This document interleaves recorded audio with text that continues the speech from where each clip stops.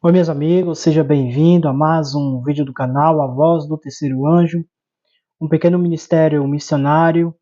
Convido a cada um de vocês a fazer parte desse pequeno ministério, a compartilhar as mensagens, né, para que estas mensagens possam ser espalhadas a todos os caminhos e válidos, para que cada um de nós possamos compreender a profecia da maneira correta e que cada um de nós possamos também orar uns pelos outros, que nós possamos ter um relacionamento íntimo com Cristo, para que quando Jesus voltar nós possamos estar interligado a Ele através da oração e do estudo da palavra de Deus.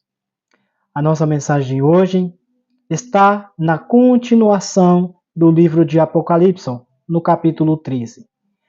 Estamos falando agora sobre a aplicação para o futuro, ou seja, Babilônia do passado, os 1260 anos que houve no passado, todo aquele contexto que aconteceu na Idade Média, a perseguição do povo de Deus, a perseguição daquelas pessoas chamadas os valdenses, os huguenotes, né? A perseguição aos reformadores, toda aquela estratégia de Roma para tentar silenciar aqueles que pregam a verdade, terá uma aplicação para o futuro? É isso que nós vamos estudar. Desde já, convido a cada um de vocês que estão aqui agora nos assistindo, que feche seus olhos para a gente orar e buscar a presença do Espírito Santo. Oremos. Querido e maravilhoso Deus, te agradecemos, Senhor, por tudo, pela tua paz, pelo teu amor, pela tua benignidade. Te pedimos, Pai, que o Espírito Santo esteja em nossos corações e que, Senhor, nós possamos fazer somente a tua vontade. É o que eu te peço, Pai, nesse momento, te agradeço em nome do Senhor Jesus. Amém. Aqui, na nossa introdução, né, a aplicação para o futuro, ou seja, iremos estar falando sobre a continuação, na verdade, falando sobre Babilônia. Falamos sobre Babilônia na introdução, no outro vídeo. Agora iremos continuar falando sobre mais Babilônia. Quem é Babilônia? O que ela vai fazer no futuro, né? Quais são as suas intenções para com o povo de Deus? Qual é o plano de Satanás para tentar usurpar o trono de Deus? Aqui diz assim: todos devem ler cuidadosamente o capítulo 13 do Apocalipse, pois ele diz respeito a cada agente humano, grande e pequeno. Deus tem dado ao humano, né? Deus tem dado ao mundo o sábado do sétimo dia como memorial da criação. Este poder perseguidor obrigará a adoração da besta, né? A adoração da besta, mediante a obrigatoriedade da observância do sábado que ele instituiu e não Deus. Ou seja, no livro Manuscritos, na página 91 e 92, diz que nós devemos estudar cuidadosamente o capítulo 13, ou seja, o que o inimigo fez no passado, qual foram as intenções de Satanás de usar o poder romano para perseguir o povo de Deus, para afligir o povo de Deus e para tentar mudar os tempos e a lei de Deus. Uma coisa bem interessante é que o inimigo de Deus tentou e conseguiu mudar na cabeça das pessoas que nós não precisamos guardar os mandamentos de Deus, que nós somos salvos através da graça e não por obras. Só que a gente entende que a lei não é uma base de salvação, mas sim a lei, ela foi dada para nos orientar sobre as práticas de pecados que muitas vezes nós comentamos. Da mesma vez, da mesma forma, né, que existem leis, né, leis de saneamento básico, leis de saúde, existem leis de trânsito, também no céu existe lei para que todo cristão e servo de Deus possa observar e possa viver em obediência a ela. Aqui, continuando também, diz que o contexto do capítulo 13 indica que existe também uma aplicação para o futuro. Os 42 meses de supremacia papal, se essa profecia de 42 meses de Apocalipse 13, verso 5, tem uma aplicação futura, né? Creio eu, que devemos então entender os 42 meses como sendo tempo literal e não aplicação simbólica, ou seja, não vai haver de novo 1260 anos profético, ou 1260 dias profético. Os 1260 dias que vai haver será literal, ou seja, 42 meses literal. É uma aplicação direta das verdades da profecia para nós no tempo do fim. De onde surgiu esse período de tempo de 3 anos e meio? Né? Aqui no livro de Tiago, capítulo 5, verso 17, diz que Elias orou, pediu que não chovesse por 3 anos e meio, e não choveu sobre a terra. Ou seja, de onde surgiu o tempo literal de 3 anos e meio, de 42 meses, de 1260 dias literal para a Babilônia atual que nós estamos vivendo, ou seja, Roma, né, ela vai estabelecer dias literais para o seu governo. Deus determinou isso, né? No antigo Israel, na Babilônia física, né, a própria Jezabel, Elias profetizou uma profecia que não iria chover por 3 anos e 6 meses. E não choveu. Da mesma forma, essa profecia se aplicou também no período simbólico de Apocalipse capítulo 12, onde por 12 séculos e meio Babilônia estava em sua supremacia papal desde 538 até 1798, quando o general Berthier levou preso o Papa Pio VI e aí encerrou a ferida mortal.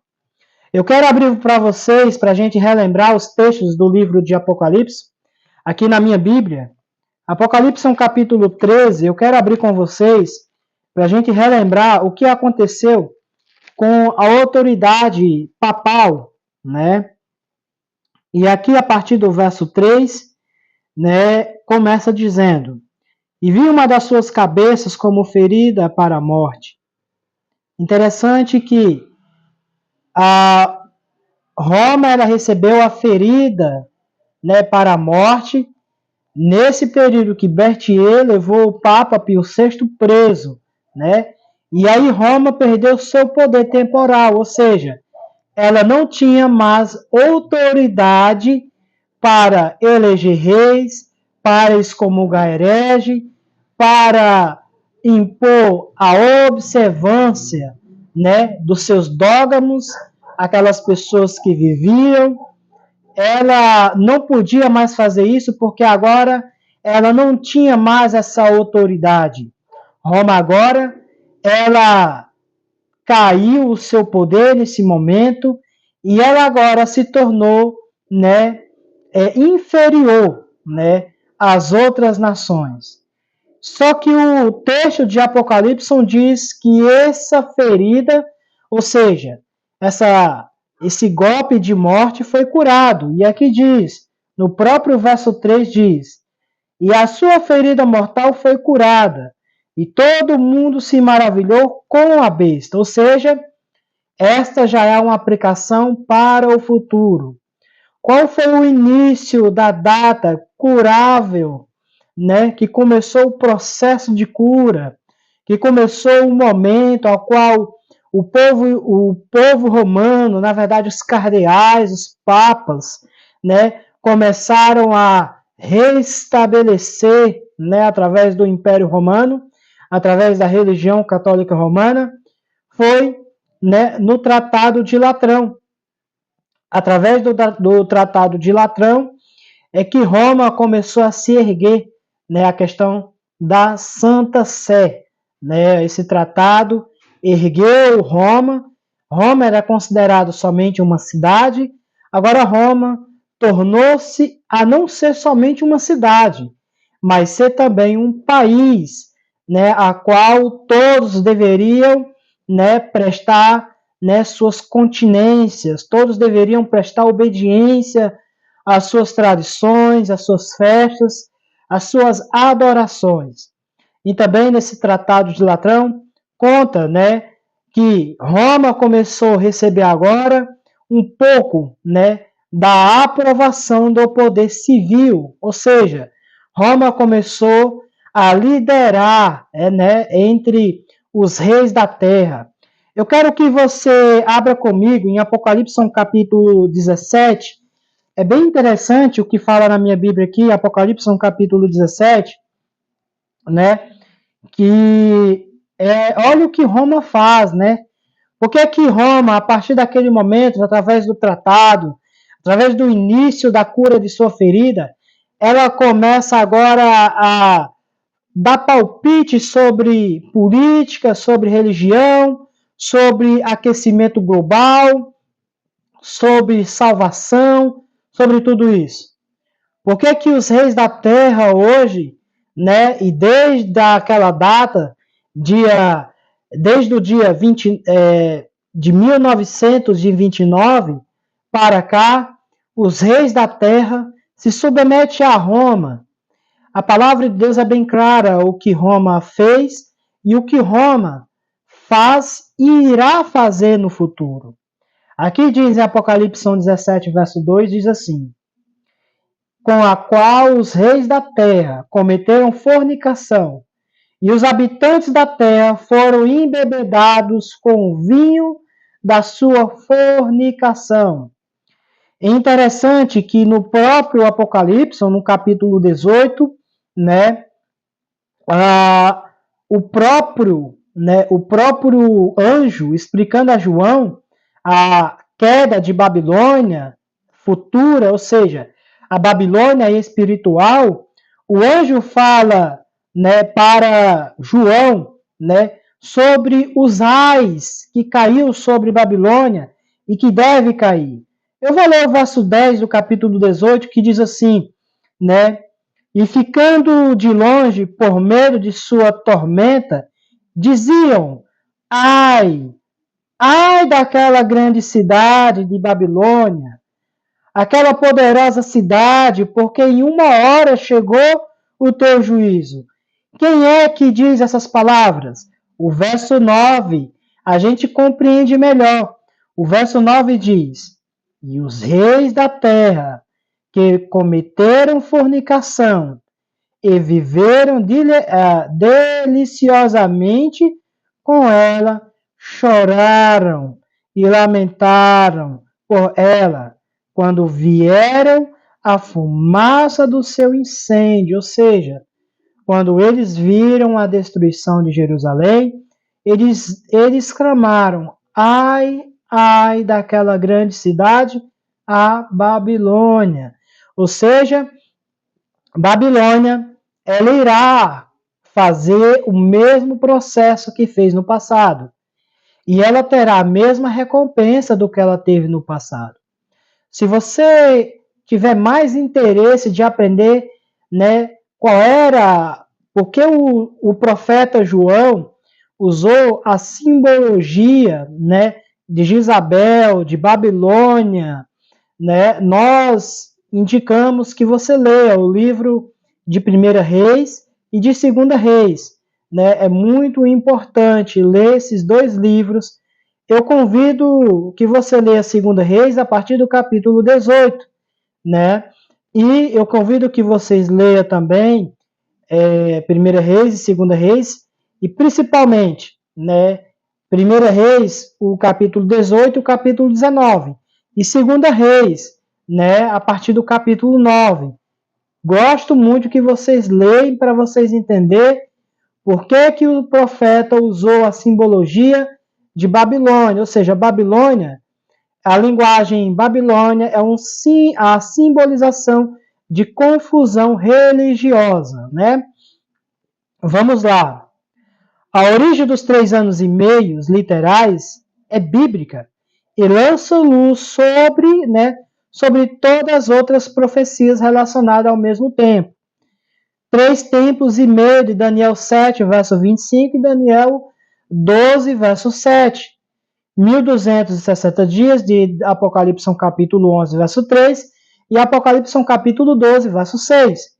E 42 meses de Apocalipse 11, verso 2 e Apocalipse 13, verso 5.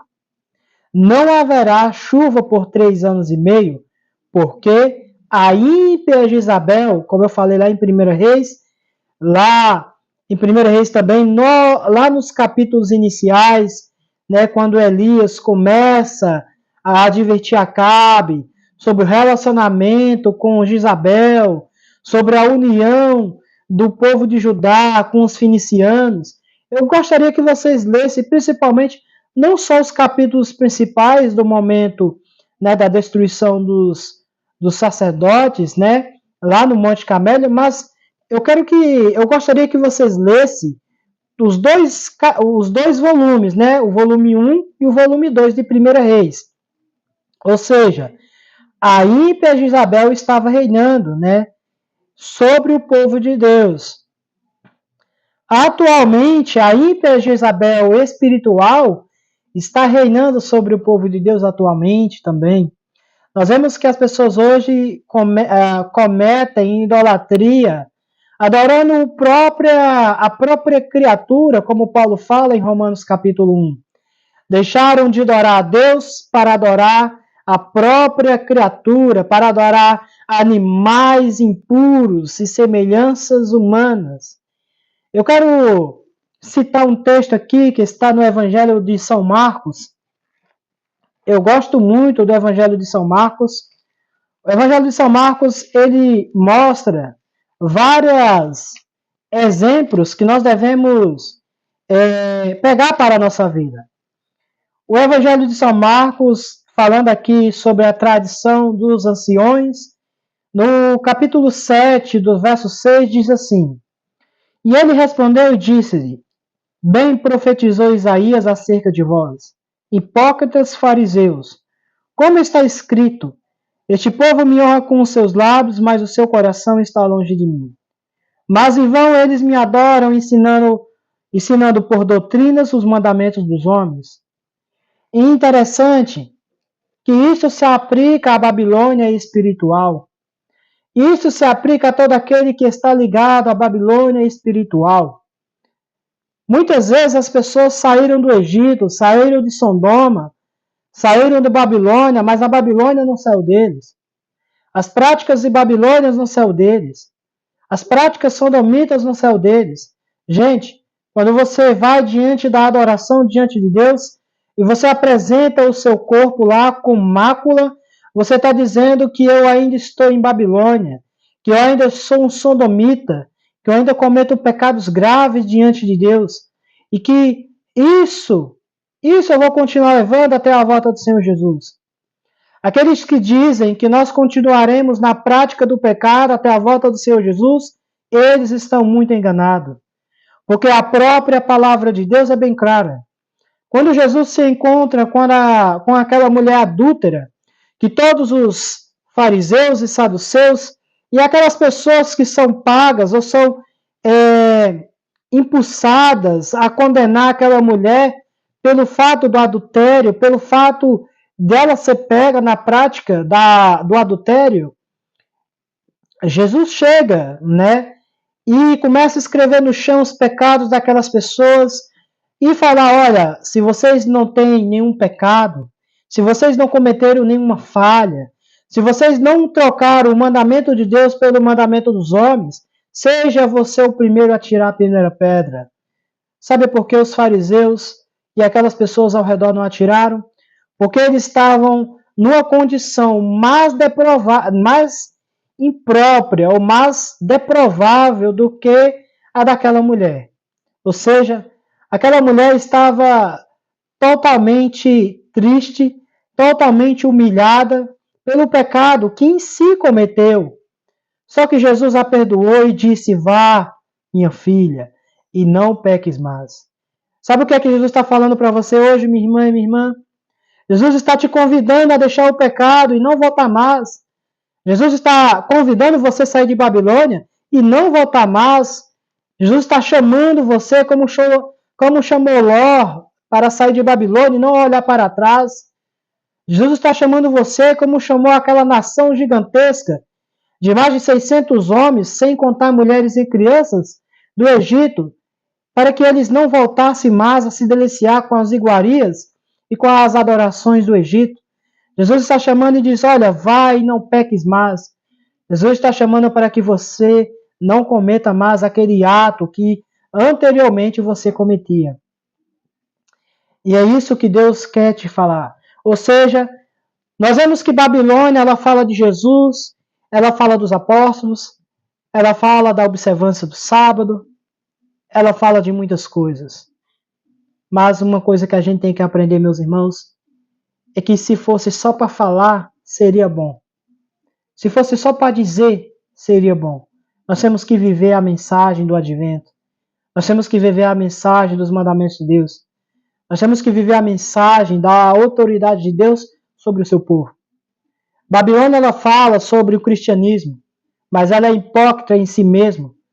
Porque ao mesmo tempo que ela fala de Cristo, ela coloca Maria como intercessora. Ela coloca os santos como intercessores. Ela coloca o domingo como dia separado e santificado. Sendo que Deus, lá no Éden, quando Deus termina a sua criação, Deus descansa ao sétimo dia. E Adão e Eva também descansam ao sétimo dia, mostrando para todo aquele que é filho e filha de Adão, filha e filha por meio do sacrifício de Cristo, que ele deve descansar nesse dia. Esse dia não foi feito somente para os judeus. Os judeus tinham a prioridade desse dia porque Deus escolheu essa nação, não uma nação grande, como ele fala lá em Isaías, mas uma nação pequena, uma nação sem merecimento. Mas Deus escolheu ela para que ela mostrasse diante das outras nações o caráter de Deus através da obediência aos seus mandamentos.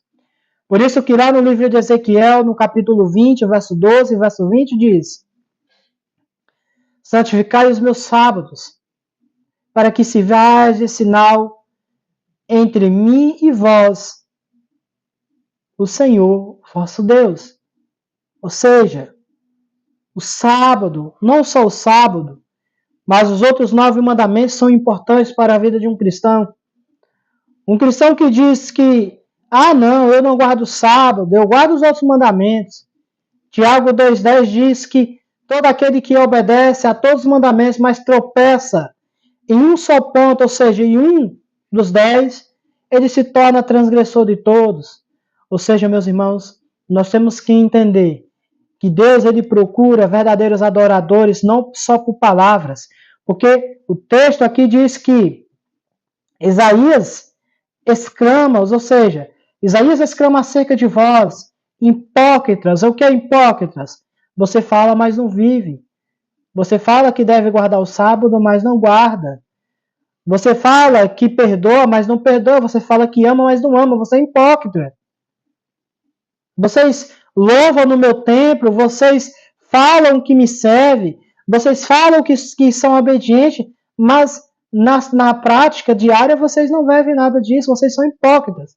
E isso se aplica tanto às pessoas que estão no mundo, que têm um pouco de conhecimento sobre religião, seja qualquer for o tipo de religião, né? Seja cristã ou não cristã, e também se aplica àqueles que conhecem a verdade, que deveriam mostrar para essas pessoas o verdadeiro caminho da verdade. O caminho não é Maomé, o caminho não é o Buda, o caminho não é o mitraísmo, o caminho não é os deuses do Oriente Médio, o caminho é Cristo.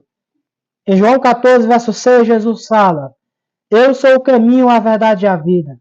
Ninguém vem ao Pai senão por mim. Ou seja, se você quer encontrar a felicidade, a paz interior, você tem que aceitar Cristo como o único salvador de sua vida. Você tem que professar. Você tem que se declarar diante de Deus dizendo: eu creio, Senhor, em tuas leis. Eu creio, Senhor, em tua verdade. Por isso que Babilônia ela não quer que você adore a Deus, ela é corrupta. Entendemos que essa supremacia papal no tempo do fim vai selar a cura total da ferida e ocorrerá quando o decreto dominical se tornar universal. O contexto do capítulo 13 de Apocalipse e o tempo do fim está falando exatamente do tempo em que a ferida mortal de 1798 será curada, e então toda a terra se maravilhar após a besta.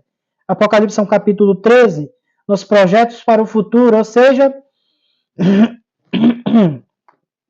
quando você volta aqui no livro de Apocalipse, eu quero que vocês voltem aí, peguem suas Bíblias e voltem comigo no livro de Apocalipse. Analise comigo que todos, após a cura da ferida, irão adorar a Satanás, irão adorar a Roma. Só que muitos teólogos, né, e eruditos modernos dizem que isso que não tem nada a ver, que a supremacia foi só do passado, que a profecia de Apocalipse 3 é para o passado, e que no tempo atual, Babilônia não vai se impor nada não, e que decreto dominical não existe, é uma anulação danada. Eles pregam aquilo que eles mesmos acham, não aquilo que está na palavra de Deus. Apocalipse capítulo 13, verso 4, que diz, continuando, na verdade, o verso 3, né, que a ferida foi curada, né, ou seja, os projetos para o futuro, né, e todo mundo se maravilhou com a besta, ou seja, todo mundo viu que ela é um sistema poderoso e que eles têm que submeter-se a ela. Eu quero que vocês prestem muita atenção no versículo 4 do capítulo 13.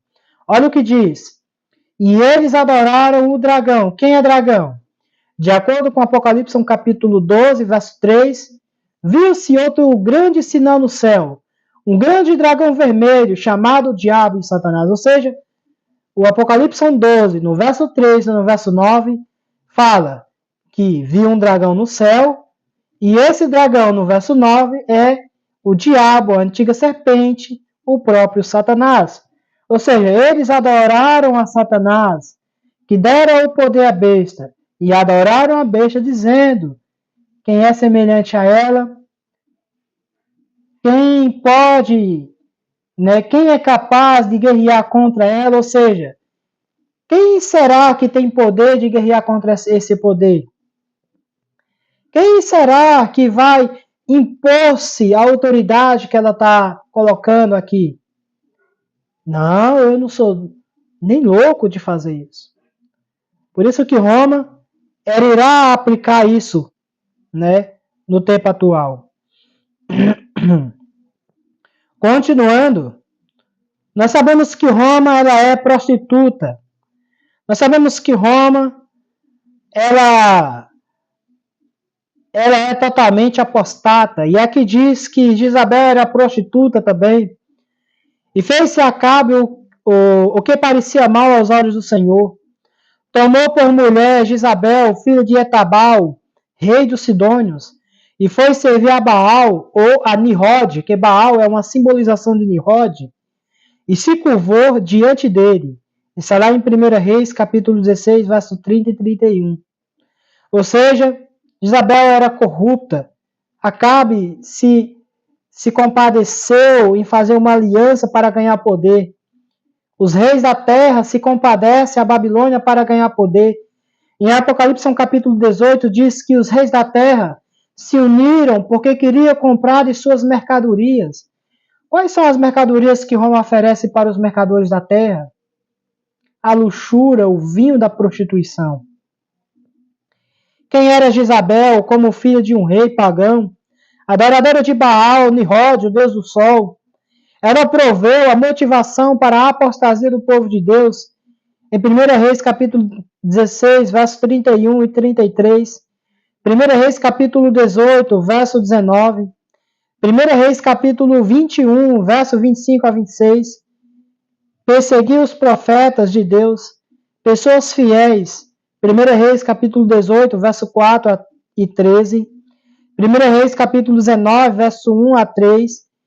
capítulo 21, verso 5 a 15. Isabel era prostituta e feiticeira. 2 Reis, capítulo 9, verso 22. Quando Jeú, né, é ungido por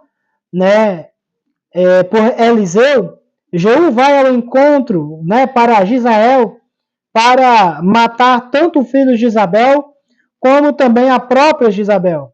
Isabel se enfeita para tentar seduzir Jeú, porque ela era uma feiticeira, ela encantava os homens. Na verdade, ela era uma mulher muito bela, famosa, mas usava sua beleza para as práticas, né, espirituais e mundanas do mal. Por isso que ela é chamada de uma mulher feiticeira, prostituta. Ela se prostituía com muitos homens. E por isso que Jezabel atual, ela é uma prostituta, como diz o texto lá, em Apocalipse, no capítulo 17, né? Que os reis da terra tiveram relacionamento e cometeram o quê? Prostituição, ou seja, Jezabel é prostituta.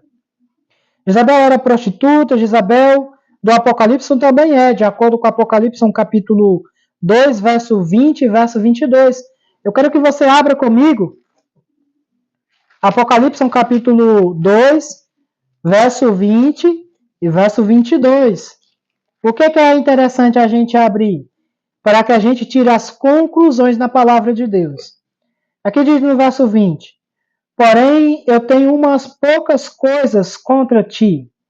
Por que toleras aquela mulher Jezabel, que chamas a si mesmo profetiza, e ensina a seduzir, né?